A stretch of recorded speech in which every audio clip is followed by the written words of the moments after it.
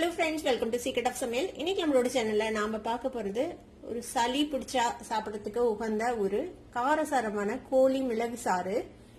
இதை வந்துட்டு நீங்க சூப் மாதிரியும் குடிக்கலாம், இல்ல நல்ல கொலைய வேக வச்சு ரைஸ்ல நல்லா மசிய பனைஞ்சிட்டு இந்த கோழி ரசத்தை ஊத்தி நீங்க வந்துட்டு சாப்பிடலாம். சளி இருந்துச்சுன்னா அடுத்த நாளே ஓடி போயிட்டு இந்த செம்ம டேஸ்டியான கோழி மிளகு சாறு எப்படி செய்யலாம் அப்படின்னு பார்க்கலாம். இப்போ இது மாதிரி இடிக்கிறதுக்கு ஒன்று எடுத்து வச்சுக்கோங்க. இப்போ இதில் வந்துட்டு நம்ம ஒரு கட்டை அளவுக்கு பூண்டு எடுத்து வச்சிருக்கிறேன், அதை போட்டுக்கலாம்.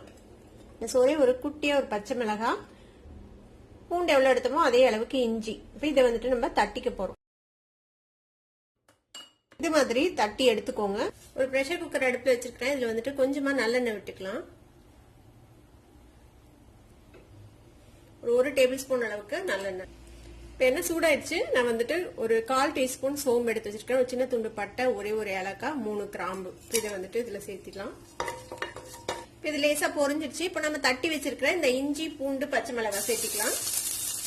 இதையும் லேசாக பரட்டி விடுங்க இந்த எண்ணெயில். லேசாக வதங்கினதும் வந்துட்டு கொஞ்சமாக பெரிய வெங்காயத்தை இந்த மாதிரி ஸ்லைஸ் பண்ணி வச்சிருக்கிறேன். அதே மாதிரி ஒரு மீடியம் சைஸ் தக்காளியை இந்த மாதிரி நறுக்கி வச்சிருக்கேன். கொஞ்சமாக கொத்தமல்லி தலை, கொஞ்சமாக கருவேப்பிலை, இது எல்லாத்தையும் வந்து சேர்த்திக்கலாம். நல்லா எண்ணெயில வதக்கி விடுங்க. லைட்டா சாஃப்ட் ஆகணும் இந்த வெங்காயம் தக்காளி எல்லாம்.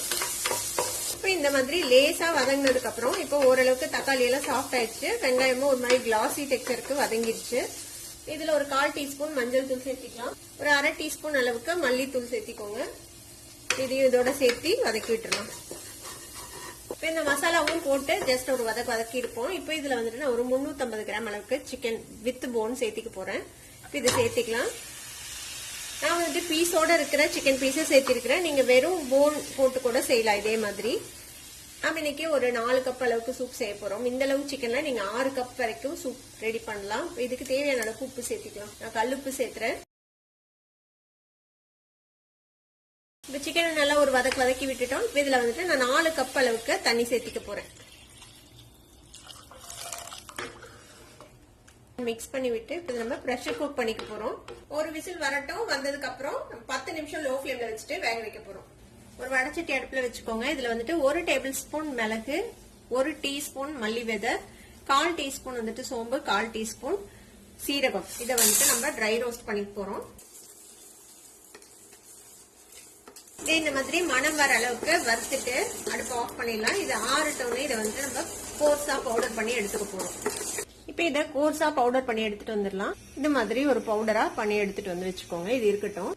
ஒரு விசில் விட்டு அதுக்கப்புறம் 10 நிமிஷம் லோ ஃப்ளேம்ல வச்சுட்டு நல்லா வேக வச்சிருக்கிறோம். நம்ம இந்த சூப்பை ஓபன் பண்ணி பார்க்கலாம். இப்ப சிக்கன் வந்துட்டு நல்லா வெந்திருக்கும். சிக்கனோட சாறு இந்த சூப்ல நல்லா இறங்கியிருக்கும். திரும்பவும் அடுப்பை ஆன் பண்ணிக்கோங்க.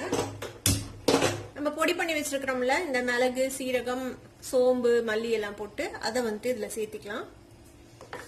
இது வந்துட்டு ஜஸ்ட் ஒரு 2 கொதி வரட்டும். உங்களுக்கு வந்துட்டு மிளகு காரம் இன்னும் தூக்கலா வேணும் அப்படின்னு நினைச்சீங்கன்னா மிளகு தூள் நீங்க தனியா கூட ஆட் பண்ணிக்கலாம் கடைசியில. இப்போ நல்லா 2 கொதி வந்துச்சு. நம்ம அடுப்பு ஆஃப் பண்ணிடலாம். இப்ப இதை வந்துட்டு ஒரு வடிகட்டி வச்சுட்டு வடிச்சிருங்க. ஏன்னா இதுல வந்துட்டு நம்ம நிறைய பட்டை, கிராம்பு அதெல்லாம் போட்டிருக்கோம்ல, அதெல்லாம் வாய்க்கு வராம இருக்கும். உங்களுக்கு அது இருந்தா பரவாயில்ல அப்படின்னா நீங்க இப்படியே யூஸ் பண்ணலாம்.